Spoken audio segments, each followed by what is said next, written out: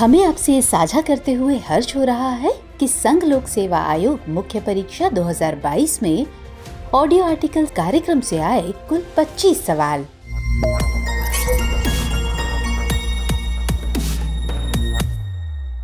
Hello दोस्तों, दृष्टि IAS के इन फोकस प्रोग्राम में आप सभी का स्वागत है। तो हम में से अधिकतर लोग अक्सर ऑनलाइन ट्रांजैक्शंस, ऑनलाइन बैंकिंग और डेबिट या फिर कहें क्रेडिट कार्ड का इस्तेमाल करते रहते हैं।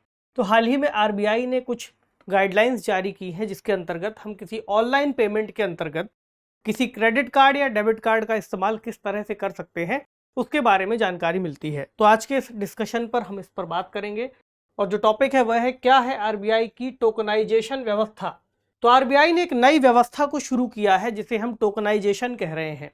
तो टोकनाइजेशन किस तरह से काम करेगा? टोकनाइजेशन या कहें कि टोकनीकरण या टोकन का इस्तेमाल करके पेमेंट करना।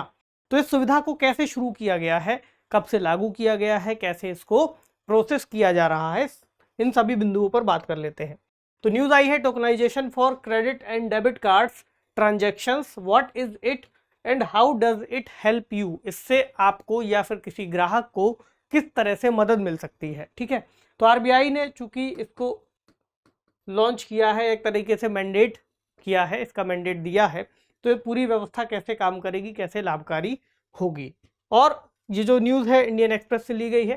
तो हालिया खबर में भी हम थोड़ी सी बातों की चर्चा और कर लेंगे कि किस तरह से न्यूज़ में क्या क्या प्रमुख बातें कही गई हैं, टोकनाइजेशन क्या है, कैसे काम करेगा, कौन कौन सा इसमें सेवा प्रदाता कौन है, किस तरह से सर्विस दी जाएगी, क्या बेनिफिट होने वाला है इस व्यवस्था का, इसका निर्णय कैसे लिया गया। ठीक, इससे जुड़ा जो इंडस्ट्री है, इससे जुड़ी उसका क्या आकार है, कितनी बड़ी मात्रा में या हम कहें कितनी बड़ी संख्या में ट्रांजैक्शंस किए जा रहे हैं, और एक सवाल प्रीलिम्स का और एक सवाल मेंस का आप इसके अंतर्गत लिखने का अभ्यास करेंगे। अब किस किस पेपर से जुड़ता है? तो जीएस पेपर 2 और जीएस पेपर 3 के अंतर्गत सरकारी नीतियां और साइबर सुरक्षा। सरकारी नीतियां इस लिहाज से कि आरबीआई ने चूंकि कोई पॉलिसी शुरू की है तो उसमें सरकार की मंशा भी व्यक्त होती है। साथ ही जो साइबर सुरक्षा है कि कैसे हम सिक्योर एनवायरनमेंट बना सके भारत के अंतर्गत ताकि पेमेंट या ट्रांजैक्शंस की सुरक्षा की जा सके, इन दोनों से ही जुड़ेगा। तो खबर क्या बताती है? खबर से हमें पता चला, तो हमें क्या पता चलता है कि 1 अक्टूबर 2022 से आरबीआई ने कार्ड ऑन फाइल टोकनाइजेशन मानदंडों को लागू कर दिया है। और ये जो मानदंड है ये किस तरह से उपयोगी होंगे, किस तरह से कारगर होंगे? तो ऑनलाइन या मोबाइल एप्लीकेशन के माध्यम से की गई जो भी खरीदारी है, खरीदारी के माध्यम से आप जो भी पेमेंट करते हैं या फिर कोई सर्विस लेते हैं, सर्विस लेने के लिए जो पेमेंट करते हैं उससे जुड़ी है। तो इसमें मर्चेंट जो कि कोई भी ऑनलाइन एप्लीकेशन या वेबसाइट हो सकती है, ठीक, पेमेंट एग्रीगेटर और पेमेंट गेटवे, इन तीनों ही चीज़ों को शामिल किया गया है जो कि ग्राहकों के क्रेडिट और डेबिट कार्ड विवरण को अब सहेजने में सक्षम नहीं होंगे बिना उनकी सहमति के। क्योंकि अभी तक आप लोग देखते थे कि हम जब भी किसी ऑनलाइन वेबसाइट में जा करके अगर कोई भी पेमेंट करते हैं तो उसमें हमारे द्वारा जो भी कार्ड ऐड कर लिए जाते हैं फिर वो परमानेंट वहीं पर बने रहते हैं।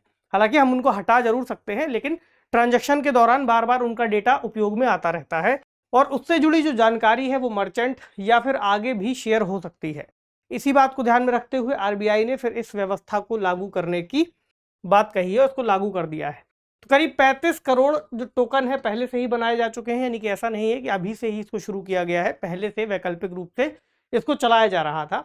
तो सितंबर में लगभग 63 करोड़ रुपए के यानी कि 40% जो लेन देन है वो टोकन का उपयोग करके किए गए थे। ठीक, और टोकनाइजेशन प्रक्रिया का विस्तार भी कई बार इसके पहले किया जा चुका है। मतलब कि हम देख रहे हैं कि 1 अक्टूबर से इसको मंजूरी दे दी गई है, तो ऐसा नहीं है कि इसको सीधे 1 अक्टूबर की तारीख दी और फिर कड़ाई से लागू कर दिया गया। इसके पहले भी कई बार इससे जुड़ी हुई डेट्स अनाउंस हुई हैं और उनको फिर आगे बढ़ाया गया है ताकि जो संक्रमण है एक व्यवस्था के अंतर्गत वो आसानी से हो सके।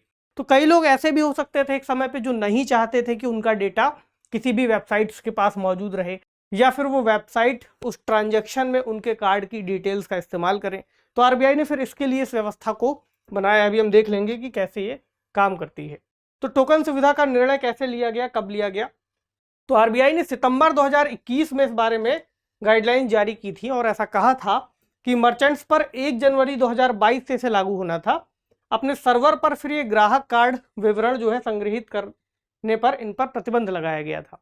मतलब आरबीआई ने कहा था कि 1 जनवरी 2022 से जो भी ऑनलाइन वेबसाइट या फिर एप्लीकेशन इस तरह का डेटा का इस्तेमाल करते हैं, फिर वो उनको बिना ग्राहक की सहमति के वहां पर स्टोर नहीं रख पाएंगे। ठीक है।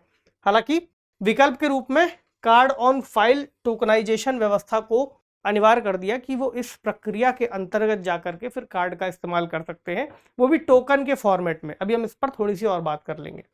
तो सितंबर 2021 को आरबीआई ने ऐसा कहा था, 1 जनवरी 2022 से इसे लागू होना था, लेकिन कुछ कारणों से जहां पर कोई बड़े बड़े इतने सारे प्लेटफॉर्म से एक बार में कैसे इसको लागू कर दें, इन बातों को ध्यान में रखते हुए इसको बढ़ाया गया आगे। 30 जून 2022 इसके लिए अंतिम तिथि रखी गई। फिर दोबारा ऐसी प्रक्रिया जटिल होती रही तो फिर उसको बढ़ा दिया गया 30 सितंबर 2022 तक। लेकिन फिर 30 सितंबर 2022 के बाद आरबीआई ने इसको नहीं बढ़ाया और फिर 1 अक्टूबर 2022 से ये लागू भी हो गया। तो टोकनाइजेशन आखिर क्या है, जिसके बारे में इतनी चर्चा कर रहे हैं? बहुत ही आसान सी बात है, इसमें कोई कठिन कहानी नहीं है। पहली बात तो ये है कि किसी भी कार्ड के अंतर्गत हम देखते हैं कि बहुत सारी बेसिक डिटेल्स होती हैं। ठीक, कार्ड में कार्ड का नंबर होता है, ठीक, उसके नीचे उससे जुड़ी हुई डेट होती है, कार्ड होल्डर का नाम, ठीक, उसके अलावा बैक साइड पे अगर हम देखें तो सीवीवी और कुछ इंपॉर्टेंट जानकारियां होती हैं। अब किया क्या जाएगा कि जो भी कार्ड का डेटा पूरा का पूरा पहले सर्वर पर मौजूद रहता था किसी भी एप्लीकेशन में या फिर वेबसाइट पर, अब उनका जो डेटा है उसको क्या करेंगे, एक यूनिक वैकल्पिक कोड के साथ उसको प्रतिस्थापित कर दिया जाएगा। और इसी यूनिक जो कोड बन करके आएगा, एक टोकन बन करके आएगा, इसको ही क्या कह रहे हैं, टोकन, कि उस कार्ड से जुड़ा हुआ जो डेटा है उस डिवाइस में मौजूद है, उस एप्लीकेशन में मौजूद है, और उसको ही फिर जब बदल करके दोबारा से उस सर्वर पर लाया जाएगा, उसको कह देंगे टोकन। अभी काम कैसे करेगा, फिर हमें और ज़्यादा आसानी हो जाएगी समझने में कि टोकन क्या है। तो प्रत्येक कार्ड टोकन अनुरोधकर्ता और डिवाइस के लिए अलग अलग होगा, यानी एक डिवाइस में कई सारे जो कार्ड हैं, मान लीजिए एक व्यक्ति अपने एक प्लेटफॉर्म के अंतर्गत कई सारे कार्ड का इस्तेमाल कर सकता है, तो हर कार्ड के लिए क्या एक ही टोकन होगा? नहीं, हर कार्ड के लिए अलग अलग टोकन बनाना होगा। और ऐसा भी हो सकता है कि एक ही क्रेडिट या डेबिट कार्ड को अलग अलग डिवाइसेस में अलग अलग नंबर से स्टोर किया गया हो, तो उनके लिए भी निश्चित तौर पर अलग अलग टोकन फिर बनाना होगा। ठीक, इसके अलावा टोकन सेवा जो है दी जा रही है उसके लिए ग्राहक से कोई शुल्क नहीं लिया जाएगा। इसमें एक वैकल्पिक व्यवस्था ये भी दी गई है कि ग्राहक चाहे, यानी कि क्या यह टोकन सेवा सभी के लिए अनिवार्य है, कंपलसरी? तो ऐसा नहीं है। अगर ग्राहक चाहे तो हर बार फिर जाकर के वेबसाइट या एप्लीकेशन में कार्ड की डिटेल फिल कर सकता है और पेमेंट कर सकता है बिना टोकन बनाए। ठीक है। अब कई सारी वेबसाइट्स हैं, जैसे अमेजॉन है, फ्लिपकार्ट है, जेबोंग, शॉपक्लूज, मिंत्रा, जिसमें से कई लोग आमतौर पर अक्सर शॉपिंग करते रहते हैं, और इनके अंतर्गत ही फिर अपने जो कार्ड्स हैं उनको स्टोर करके रखते हैं। हमने हाल ही में देखा कई सारी सेल्स इस तरह की निकल गई। सेल्स में चूंकि जो इनके अंतर्गत व्यापार का ग्राफ होता है वो बहुत ज़्यादा बढ़ जाता है, क्योंकि कई सारे आकर्षक ऑफर आते हैं, तब हम में से कई लोग फिर शॉपिंग और ज़्यादा तेज कर देते हैं, तब भी कार्ड का इस्तेमाल फिर बहुत ज़्यादा होता है। ऐसे में कार्ड को सुरक्षित करना एक बड़ी जिम्मेदारी है सरकार की, या फिर हम कहें आरबीआई की। तो अब ये व्यवस्था कैसे काम करेगी इसको हम देख लें। मान लीजिए कोई भी व्यक्ति, यहाँ पर मर्चेंट दिया हुआ है, you start a purchase with a merchant. यहाँ मर्चेंट को समझ लीजिए कोई एप्लीकेशन है, कोई वेबसाइट है, मान लीजिए आप जिससे भी ज़्यादा शॉपिंग करते हो उसका नाम, मान लीजिए आप अमेजॉन पर शॉपिंग कर रहे हैं, तो जैसे आपने कोई प्रोडक्ट ऐड कर लिया, फिर जब आप उसके पेमेंट करने के लिए जाएंगे तो पेमेंट के लिए फिर जो वेबसाइट है वो क्या करेगी, एक टोकनाइजेशन रिक्वेस्ट रेज करेगी। ठीक, पहली बार के लिए, और आपकी मर्जी के बिना नहीं करेगी, आपकी मर्जी के साथ। उसको भेजा जाएगा कहाँ? उसके लिए एक नेटवर्क पर भेजा जाएगा, कार्ड नेटवर्क पर। ठीक, वो कार्ड नेटवर्क उसको एक टोकन में बदल देगा, आपकी जो रिक्वेस्ट आई है उसको एक टोकन में परिवर्तित कर देगा, और फिर उस टोकन को वापस से उस साइट को दे देगा। अब वो जो साइट है वो क्या करेगी, ट्रांजैक्शन के लिए उस टोकन का इस्तेमाल करेगी, और जो आपने उसमें सीवीवी और ओटीपी है वो डाल देना है। बीच में जो ट्रांजैक्शन हो रहा है वहां पर जो भी डिटेल है किसी भी अन्य सेवा के लिए उसको ट्रांसफर नहीं किया जा सकता, वो टोकन के रूप में बन करके ही आएगा। यहाँ पर ये जो कार्ड नेटवर्क है ये अपने आप में बहुत महत्वपूर्ण सर्विस देगा, और इसकी जो जिम्मेदारी है और ज़्यादा महत्वपूर्ण हो जाएगी। ठीक, तो आपको ऐसे किसी भी पेमेंट के लिए फिर आप इस टोकन का इस्तेमाल कर सकते हैं। आप चाहें तो इस टोकन को फिर उसमें स्टोर कर सकते हैं, आने वाले टाइम पर जो भी पेमेंट करेंगे आप उसके थ्रू कर सकते हैं। ठीक है, तो ऐसा आपको हर बार हर वेबसाइट के लिए एक बार एटलीस्ट करना होगा। मतलब एक बार आपका टोकन बन गया, आप इस्तेमाल करते रहिए। आप चाहें तो टोकन को डिलीट कर सकते हैं, हटा सकते हैं, डी टोकनाइजेशन उसको बोल रहे हैं। तो इस प्रक्रिया को थोड़ा सा और आसान करके अगर समझे क्या है, तो अभी के लिए क्या व्यवस्था चल रही है इसको देखते हैं। तो अभी के लिए अगर आपको एक सामान्य सा ट्रांजैक्शन करना हो तो आप पेमेंट के लिए जाएंगे, पेमेंट के लिए ओके करेंगे। ठीक, फिर जो आपके कार्ड की डिटेल्स है वो जो भी आपकी वेबसाइट है या मर्चेंट है, ठीक, वो किसको भेजेगा? अपने बैंक को। ठीक, आप उसका बैंक उसके बाद अगले प्रोसेस में ये जो रिक्वेस्ट है उस ग्राहक के बैंक को भेजेगा जिसने उस कार्ड को इशू किया है। अब वो जो इशूअर बैंक है वो उसको एक्सेप्ट कर सकता है या रिजेक्ट कर सकता है। एक्सेप्ट कर लेगा तो जो ट्रांजैक्शन है वो कंप्लीट हो जाएगा। अब इसी ट्रांजैक्शन कंप्लीट करने की प्रोसेस में जो बीच के स्टेप है वहां पर जो कार्ड की डिटेल है वो हर स्टेप में एक दूसरे के साथ साझा होती दिख रही है। तो अब इस टोकन सर्विस में क्या होगा, फिर उस प्रक्रिया के अंतर्गत जो आपका कार्ड सेव है किसी भी सर्वर पर या वेबसाइट पर, उसको टोकन के रूप में बदल करके फिर आगे बैंक को भेजा जाएगा टोकन के ही रूप में। फिर जो बैंक है आपका वो उस टोकन को वैलिडेट करेगा और फिर जो ट्रांजैक्शन है वो पूरा हो जाएगा, वही पीछे वाला प्रोसेस। लेकिन यहाँ पर चूंकि कार्ड नेटवर्क काम कर रहा है जो कि कार्ड की डिटेल्स को अपने पास रख रहा है और फिर आगे बैंक को भेज रहा है और एक टोकन के फॉर्मेट में वापस उस व्यापारी को दे रहा है, तो जो कार्ड है वो अपने आप में सिक्योर है, कार्ड का डेटा भी सिक्योर है। यही छोटी सी एक प्रक्रिया है जो इसके अंतर्गत बनाई गई है। तो अब अगर हम इसका विस्तार देखें कि ये जो व्यवस्था है किस किस उपकरण के अंतर्गत हम इस्तेमाल कर सकते हैं, तो पहले ये जो सुविधा है कार्ड धारकों के लिए मोबाइल फोन और टैबलेट तक ही एक तरीके से उपलब्ध थी। लेकिन फिर आरबीआई ने क्या किया, टोकन्स की मात्रा में भी वृद्धि की और फिर इस सुविधा को लैपटॉप, डेस्कटॉप और वेयरेबल जैसे कि कोई स्मार्ट वॉच, स्मार्ट बैंड जिसमें इंटरनेट की सुविधा उपलब्ध हो, या फिर इंटरनेट ऑफ थिंग्स से जुड़े उपकरणों के लिए भी इसको आगे बढ़ा दिया है। और अब इन उपकरणों में भी इनका इस्तेमाल किया जा सकता है। इसमें सर्विस प्रोवाइडर की हम बात कर रहे हैं जो कि कार्ड नेटवर्क के रूप में है, तो केवल इसके लिए ऑथराइज्ड कार्ड नेटवर्क का ही इस्तेमाल किया जाएगा, क्योंकि यहाँ पर इनका रोल बहुत इंपॉर्टेंट है। इनके पास जो सारी डिटेल्स है वो उपलब्ध रहने वाली है, जैसे कि पैन नंबर हो गया और बाकी की जो जानकारी बैंक के साथ ट्रांजैक्शंस में उपयोग की जाएगी। तो पर्याप्त सुरक्षा के उपाय किए जाने बहुत महत्वपूर्ण है इनके लिए और किए भी गए हैं। अगर हम इसका छोटा सा उदाहरण लेकर के देखें तो हमने इस प्रक्रिया को यहाँ तक देख लिया था कि कस्टमर है वो मर्चेंट यानी किसी वेबसाइट के थ्रू कोई पेमेंट करना चाहता है, तो यहाँ पर आपको देखेगा कि फिर वो टोकन के लिए रिक्वेस्ट करता है। हमने पीछे भी बात की अपने बैंक से, उसका बैंक टोकन के लिए रिक्वेस्ट करता है कार्ड के नेटवर्क से। ठीक, और फिर कार्ड का नेटवर्क अब आपको यहाँ दिखेगा उसके पैन कार्ड का इस्तेमाल करेगा, किसके? ग्राहक वाले। और पैन कार्ड का इस्तेमाल किसके साथ करेगा? इश्यूअर बैंक के साथ। फिर बैंक उसका सत्यापन करके वापस से उस कार्ड नेटवर्क को देगा, फिर वो वापस से उसी टोकन फॉर्मेट में आगे उसके बैंक को, उसका बैंक उस मर्चेंट को, और फिर पेमेंट आपकी पूरी हो जाएगी और आपका जो प्रोडक्ट है ऑटोमेटिकली उसका पेमेंट हो जाएगा। ठीक, तो यहाँ पर आपको दिखेगा कि जो पैन वाला सिस्टम है वो केवल कार्ड नेटवर्क और इशूअर बैंक के बीच में उपयोग हो रहा है, ना कि बाकी के जो ऑप्शन रहते हैं। ठीक, तो इसका जो सेफ्टी है वो थोड़ी सी ज़्यादा हो जाती है। अब इसका लाभ क्या है, तो हमने इतनी देर से इसके लाभ के बारे में बात की ही है, जैसे कि टोकन युक्त जो कार्ड है उसका लेन देन सुरक्षित माना गया है।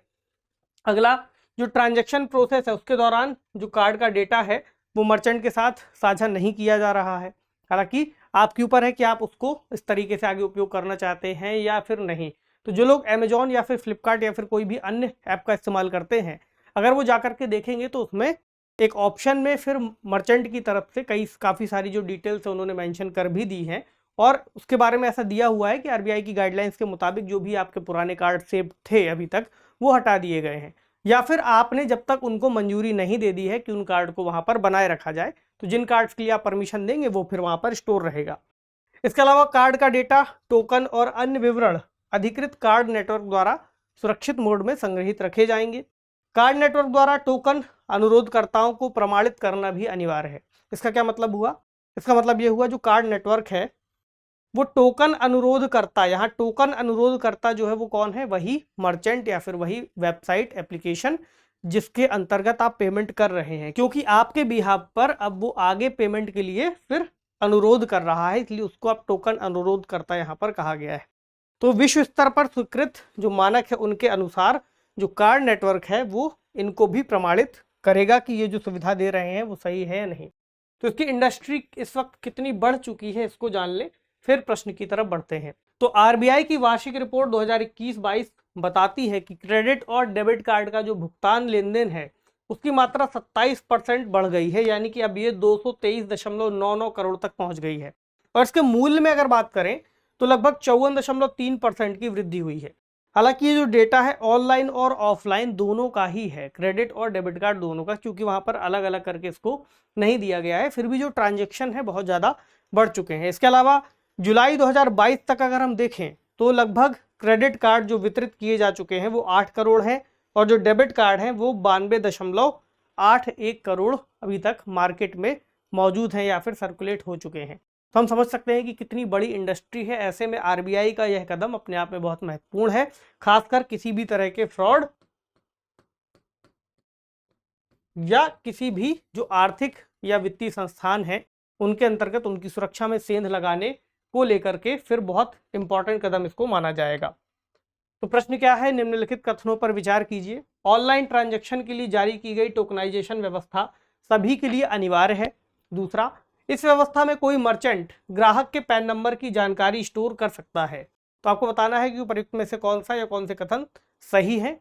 केवल एक, केवल दो, एक और दो, दोनों, या तो फिर ना तो एक ना ही दो। कमेंट सेक्शन में जल्दी से आपको इसका जवाब देना है। अगला सवाल जो कि मेंस का है, तो आरबीआई द्वारा हाल ही में शुरू की गई ऑनलाइन टोकनाइजेशन व्यवस्था क्या है, इससे ग्राहकों के लिए किस तरह के लाभ सुनिश्चित हो सकते हैं, चर्चा कीजिए। सिंपल सा सवाल है, इसमें आपको पहले इस व्यवस्था के बारे में बता देना है, फिर किस तरह से ये लाभकारी हो सकती है इसको बताना है। 150 शब्दों में इसको फ्रेम करने का अभ्यास आप कीजिएगा, ठीक है। तो उम्मीद है आज के सेशन में आपने कुछ सीखा होगा। आपसे मिलेंगे अगले सेशन में कुछ अन्य महत्वपूर्ण खबरों के साथ। तब तक पढ़ते रहिए। शुक्रिया।